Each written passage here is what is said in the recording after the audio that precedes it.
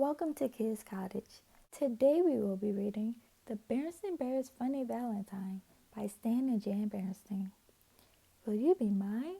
From Guess Who? It may be chilly outside when Valentine's Day comes, but little bears warm up and send cards to their chums. Sister Bear and her friends were jumping rope during recess. They were jumping partly to keep warm because it was February, and partly because they loved to jump rope. Sister and Lizzie were turning, and Amy was jumping. "Uh-oh," said Lizzie. "There's a boy coming from the boys' side of the playground, and guess who it is?"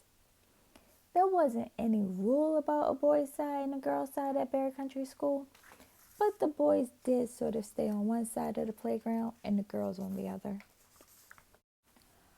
"Oh, I hope it's Herbie Cubbyson," thought Sister.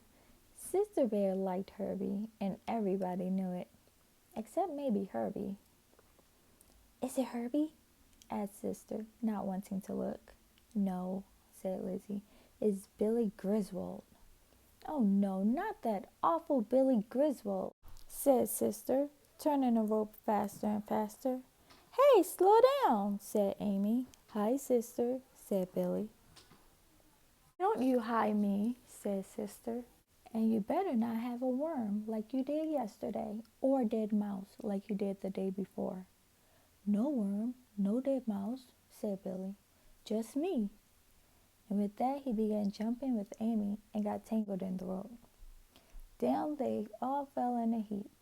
"Why, you," said Sister.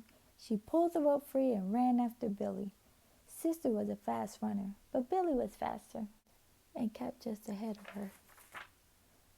"Oh, why doesn't Herbie Cubbyson come to my rescue?"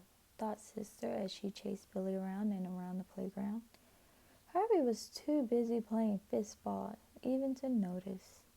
Then the bell rang and they all went back to class. "Well, class," said Teacher Jane, "as I guess you all know, Valentine's Day is coming. We're going to have a Valentine party with punch and cookies, and we're all going to give Valentines to each other." "Yippee!" cried the class. "Oh yeah," said Sister under her breath. "If she thinks I'm going to send a Valentine to that no-good rotten Billy Griswold, she's got another thing coming." But Sister had another thing coming too. She began to think about what kind of Valentine Herbie Cubbyson might send her. She was still thinking about it that night at dinner when the phone rang. "It's probably for you, brother," said Papa, "so you might as well answer it." "That's right," said Sister. "It's probably one of your sweethearts." "You cut that out," said Brother as he went to answer the phone. "I wish you wouldn't tease your brother like that," said Mama. "Well," said Sister when Brother returned, "which one of your sweethearts was it? Bonnie, Jill, or Alexis?" "It was Bonnie, if you must know," said Brother, "and she was calling about math homework." "Uh-huh," said Sister, "but that's not the real reason she was calling. The real reason is that Valentine's Day is coming, and she wants to make sure you send her an icky, sticky Valentine with lots of kisses." "You cut that out," shouted Brother. "Mom, if she doesn't cut that out, I'm gonna—" But the phone rang again.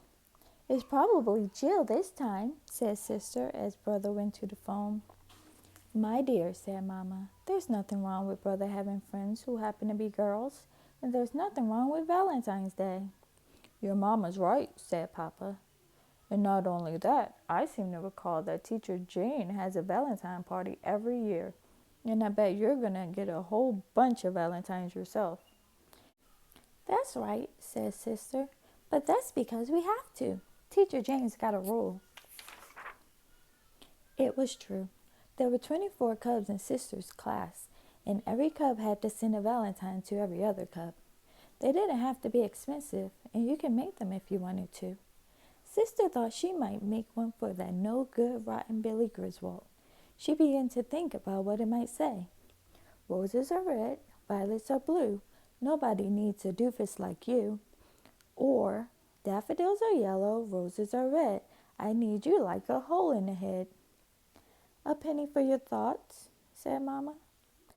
Uh, said Sister. "I was just thinking of a Valentine to send to Billy Griswold." Is Billy a special friend of yours? Asked Mama. A special friend? Said Sister, her eyes flashing. Does a friend knock you down when you're jumping rope? Does a friend chase after you with a dead mouse? Does a friend put a hot toad in your lunchbox? I suppose not, said Mama. But there are no buts about it, Mama, continued Sister.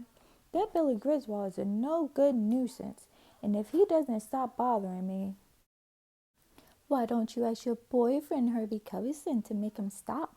Said Brother, who had come back to the table. Boyfriend? Boyfriend? Shouted Sister. You take that back. Everyone knows that Sister Bear has a huge crush on Herbie Coveyson. Mama, make him take that back, cried Sister. I've hardly ever said a word to Hubby Coveyson. Brother's the big Valentine sweetheart around here. That'll be quite enough, said Papa. Valentine's Day is supposed to be fun. It's not supposed to be a shouting match. Well, I'll stop if he'll stop, grumped Sister. And I'll stop if she'll stop, grouched Brother. Papa put a finger to his lips and they both stopped. Sister didn't have to make a special Valentine for Billy Griswold. She found the perfect one for him at the card store. It showed a scary-looking Frankenbear-type monster with a bolt on each side of his neck. It said, monsters come in every shape and size, but when it comes to creepy, you take the prize. She'd sign it, guess who? She couldn't wait to see Billy's face when he opened it at the class Valentine's Day party. But Sister forgot to watch when Billy opened her Valentine, because among the Valentines she received was one that took her breath away. It was all hearts and flowers, and inside it said, will you be my special friend? Wow, said Lizzie Bruin. It must have cost a whole $1. It's signed Guess Who, said Sister. Who do you suppose it's from? Well, I know who you hope it's from, said Lizzie. If somebody sent me a beautiful Valentine that cost a whole $1, I sure want to know who it was from. There's Herbie over by the punch bowl. Go ask him. Sister started for the punch bowl, but Billy Griswold blocked her way. He had the Valentine Sister had sent him. I'll be glad to get you some punch, said Billy. And throw it down my back, said Sister. No, nothing like that, said Billy. I'm sorry about all the stuff I did, and I really don't blame you for sending me this. It's really pretty funny. How'd you like the Valentine I sent you? You sent me? Said Sister. You sent me this Valentine? Yep, said Billy. I saved up for a week to get it. Sister was confused. She didn't know what to say, so she just said, thanks. She was still confused that evening when she showed Billy's Valentine to Mama. Well, it certainly is beautiful, said Mama, and I understand your puzzlement. It takes me back to when I was a cub your age. There was this awful boy, just like Billy Griswold. He was just awful, the things he did. One time he chased me with a 1,000-legger. Yuck, said Sister. And that wasn't the worst of it, continued Mama. Once he put a giant bullfrog in my lunchbox. It scared me half to death when it jumped out. It scared the whole class. It got me in a peck of trouble. How about that awful boy? Asked Sister. Did he get in trouble? Oh, yes, from time to time, said Mama. But after a while, he straightened out, got married, and raised a family. He became a solid citizen. Do I know him? Asked Sister. Yes, said Mama. He's sitting right over there. It was your papa. Sister looked over at Papa, whose face was buried in the newspaper.